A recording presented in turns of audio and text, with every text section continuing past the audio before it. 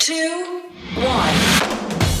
7 things you probably didn't know you need to know. I'm Jamie East, and this is the Smart 7. Hey, good morning, everybody. It's Tuesday, the 11th of August, and it's Presidential Joke Day. And a big happy birthday to Hulk Hogan, Viola Davis, Joe Rogan, and Chris Hemsworth. 7.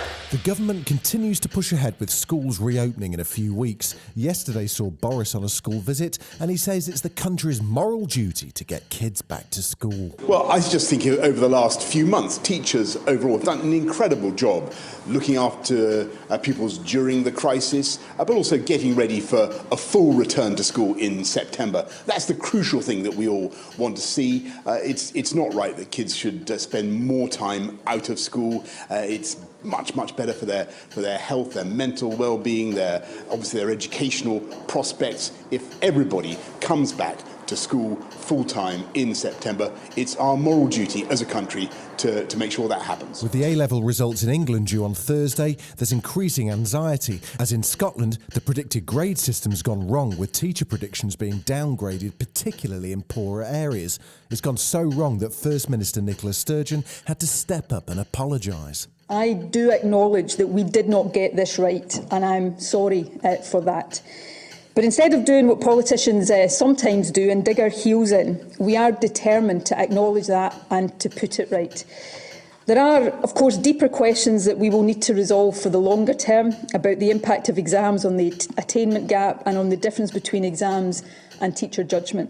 But the most immediate challenge is to resolve the grades awarded to pupils this year. In Lebanon, the entire government has now resigned over last week's blast which devastated the capital and killed at least 200 people. The Prime Minister in his speech blamed endemic corruption for the catastrophe, and protests continue in the streets of Beirut. Sky's Alex Rossi is out there. This is a very dangerous moment for the country. You hear everywhere you go chants of Thawra, Thawra, Thawra. It means revolution. You don't have to be a great student of this region to know that revolutions often don't end particularly well here. Donald Trump's been at it again. Having spent weeks railing against mail-in voting, he recently appointed one of his mega donors as Postmaster General, and Louis DeJoy seems to be doing everything in his power to dismantle the US mail as quickly as possible. He's fired or reassigned 23 senior staff, he's delayed deliveries to save money, and now people getting medication by mail aren't getting them. But Donald says it's time the post office was shaken up. Well, I didn't speak to the Postmaster General of the Post Office. I know this. He's a very good businessman. He's very successful. And I know he wants to make the post office at least somewhat lose a lot less money. It's lost so much money over the decades. Nothing loses money like the post office. And he wants to make it successful. He wants to make it so it can operate, so that you don't have to give it $25 billion a year to sustain itself. Meanwhile, last night in the middle of his press conference, Donald was interrupted and taken out of the room. It turned out there was a shooting outside the White House. The first question he got asked when he came back... Where were you taking, Mr. President? Were you taking to the bunker? No, we're taking just out over to the Oval Office.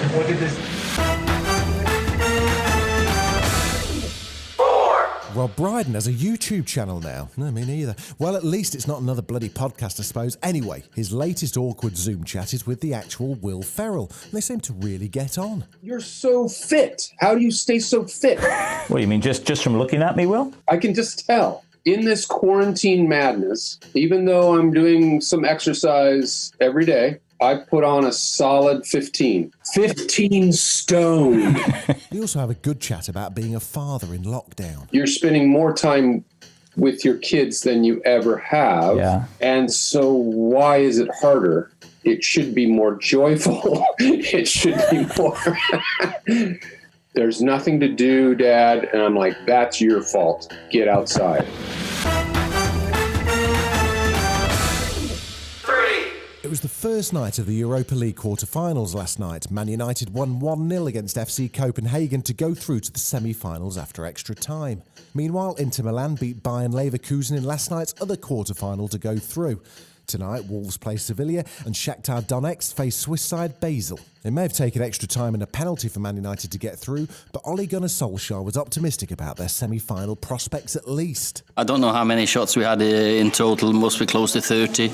Half of them probably on target, and their keeper, he had probably the game of his life. It was really good. Then again, I could say we need to be more clinical in knockout games. So, but delighted that we're through another semi-final for this team, and now the next challenge is to go one step further, or hopefully win the last one as well.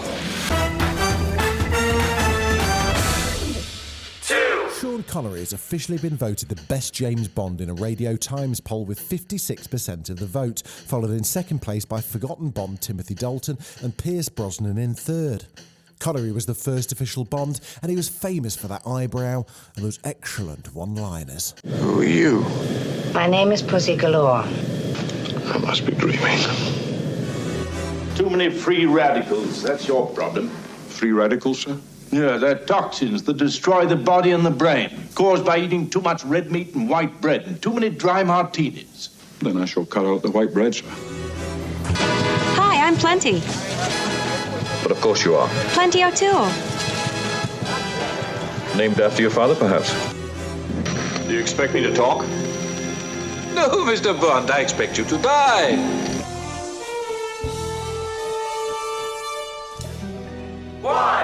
BBC weather presenter Carol Kirkwood was out and about yesterday morning for an early live report on BBC Breakfast, and she had either an unfortunate sighting in the car park or a simple slip of the tongue. Good morning, everybody. And Greenwich Park is one of the oldest enclosed of the Royal Parks, and look at it, fabulous. The sun is beating down. We've seen lots of doggers, lots of dog walkers and joggers around here through the course of this morning. And the forecast for this week. This has been the Smart 7. Be smart, wear a mask. We've got an Alexa skill now, so enable us and then just say, Alexa, play the Smart 7. We're back tomorrow at 7 a.m. Like and subscribe wherever you get your podcasts.